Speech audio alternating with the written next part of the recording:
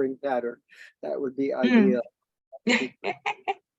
Yeah, absolutely. Well, let's do it in the order that you mentioned, because the one that plagued you the most is what you said at first, that when people doubt me, I start to doubt me, and then I start to forget what I'm saying, and I go into this like downward spiral. So give me Mm. an example of that. Let's work with a real example of something that happened or something that happens repetitively, and then we'll have something more of as a handle, physical, tangible, measurable to deal with. That would be better than just keeping up in the head. Mm.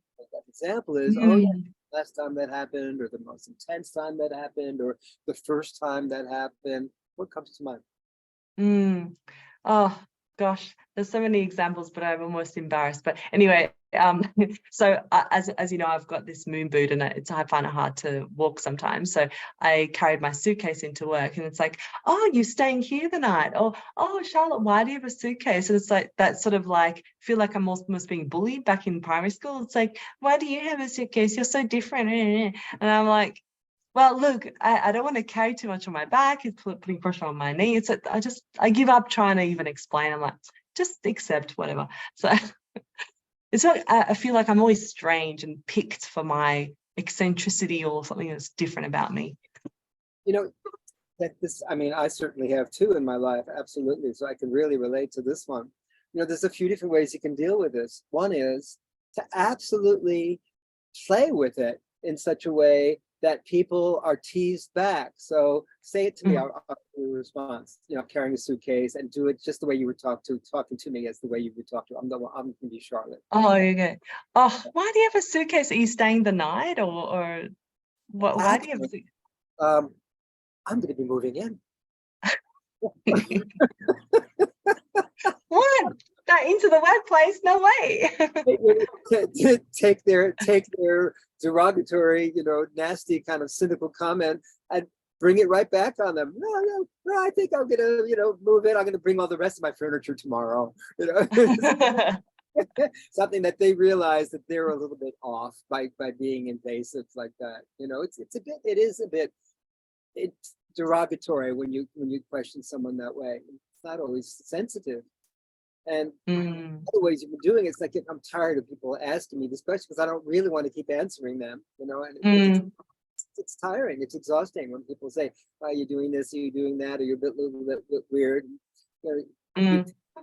you could be just very black and white about it and go, "Oh, you know, it's just to make things easier on my knee. I hurt my knee. I don't really want to Mm. talk." You know, that could put them a little bit in their place. They don't really want to talk about it. You hurt your knee. They go, "Oh, okay, ooh, I'll back off," because they might realize Mm. it's kind of overstep their boundaries a bit. Mm. That's what's Yeah. happening. They're invading your space. Yeah, Mm. you don't want Mm. to attack them back. So you want to be sweet and strong at the same time. You want to be kind and yet, excuse the expression, put your knee and foot down at the same time. We're back to all these fun ways that we were communicating. I always remembered our sessions together.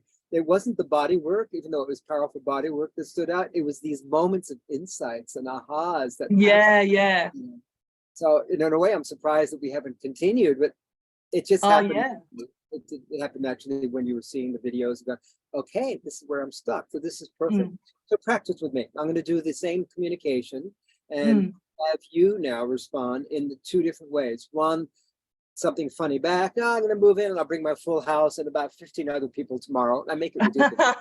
You know, but you make it ridiculous. They realize that they're off in the first, but you know, the more funny you make it, the more ridiculous you make it, the more they realize, I overstepped my boundaries. And then we'll do it a second time. And the second time with the sincerity. Oh, I hurt my knee and I protected me. And I don't really rather not talk about it. Then Mm.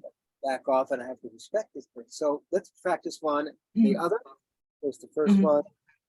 Hey, Charlotte, what's that? You're coming in with a suitcase today. Hey, are you gonna stay tonight? You stay overnight?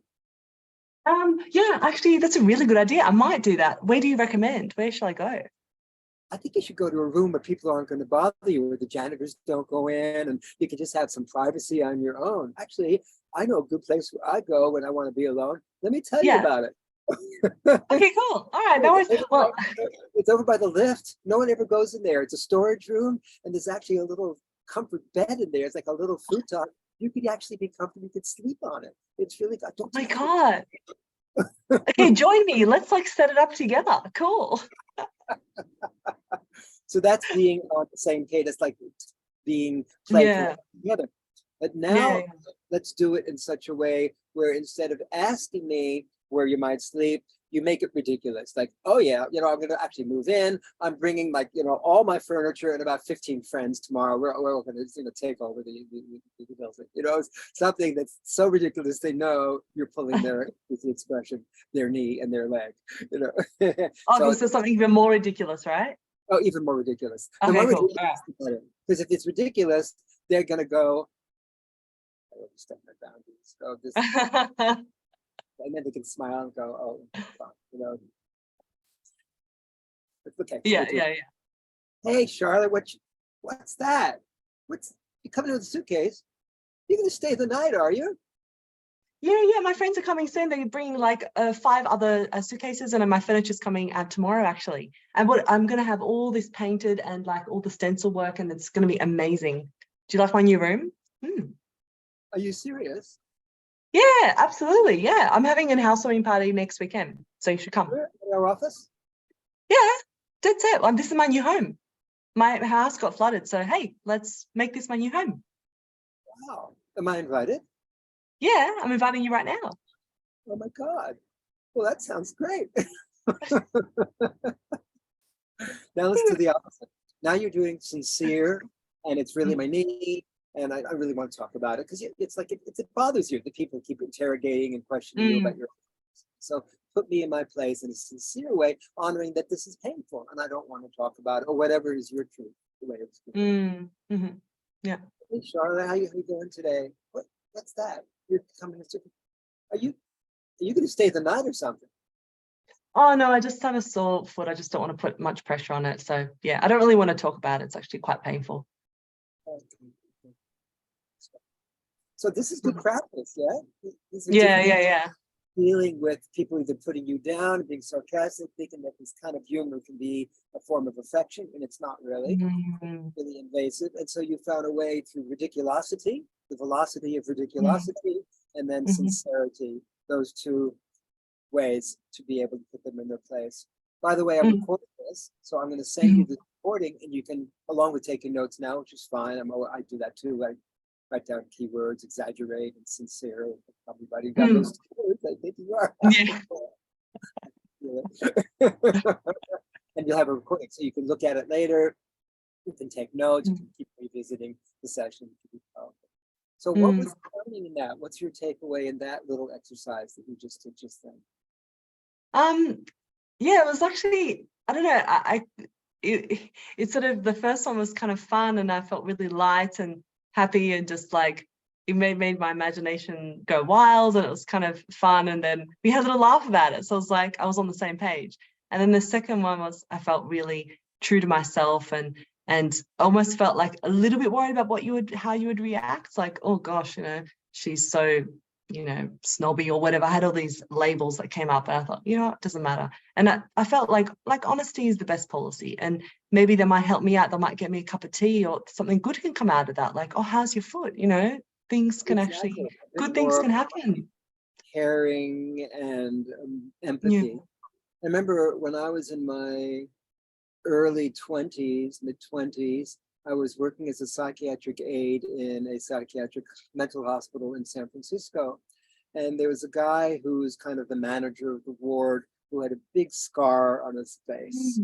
And one day, without thinking that I was being insensitive, which I was, I said, "What's that scar on your face?" Something like that. And he turned to me and said, "Kid, young man, it's time you learn that when you ask someone who obviously has a disfigured situation on part of their body, and that they might feel really uncomfortable and embarrassed and ashamed about it, that an appropriate way of asking that question would be, can I ask you a personal question?" And then you'll invite it in, and you could ask me a personal question. You won't be invading my space, and I could answer you without feeling like you're attacking me or having me feel uncomfortable about something I'm already uncomfortable about. That was Yeah. that one moment with that. Absolutely. Yeah. Well, I've had a lot of attention from my moon boot, as you can imagine. It's like, oh, you're still wearing the boot. Oh, what happened? And it's like, I'm getting sick of it. So actually, Rory was really funny. He's like, oh, well, you know what? She saved a cat from a burning building and then she jumped over. So he made it into this funny thing. And I was like, oh, it's a really cool story. So well, I'll run with that. So instead of always saying, oh, you know, self-inflicted, I had a, you know, ligament reconstruction. It's this long story, right? But, you know, you can just imagine something really crazy and they'll buy into it. Or you can just, you know, say, I don't feel like talking about it. The tactic of practicing ridiculosity and sincerity, not both at the same time necessarily. It depends how close you are. Closer to them, you do this first and say, hey, really what it is, I hurt my knee, and I have to be really careful. And I really feel like uncomfortable. You can say that. Makes me uncomfortable that people always ask me, because it's something that I'm not very comfortable about. And then the people go, oh, I understand, back off then. So it puts them in their place. But the ridiculous part is generally, I think, a better one to do first, because people can realize by humor that they were being insensitive, by probing and being cynical, thinking they could turn it into a joke. You make a bigger joke, and then their joke is kind of put to bed. So see what works. Yeah. For people who know better, I think I would probably do the ridiculous one first because it's fun and everybody laughs about it. And then afterwards, to be sincere, hey, you know me well enough. I wouldn't bring a suitcase into work unless there was, you know, something I have to do. It's not a seminar. It's surgery. And a lot of people are asking about it. So I'm comfortable talking about it. If you don't mind, I'd rather you don't keep asking me, you know. So, yeah. I mean, you can even be that blunt, you know. Probably people will not keep asking you, because once they ask you and you give an answer, it kind of puts it to bed in that way. Yeah. They like to be teasing, they like to be cynical, they think that's a form of affection. And you can put down about that. It's not about your foot, it's not about your injury. It's that, you know, I'd really rather not talk about it. To me, and it doesn't feel comfortable. You honor that, please? After, will you honor that, please? Yeah. And so that's when you have to be more direct with them. Different people that ask you in different ways questions that are either give me some more examples, because it's not just about the leg now in that suitcase. Let's expand this to other situations.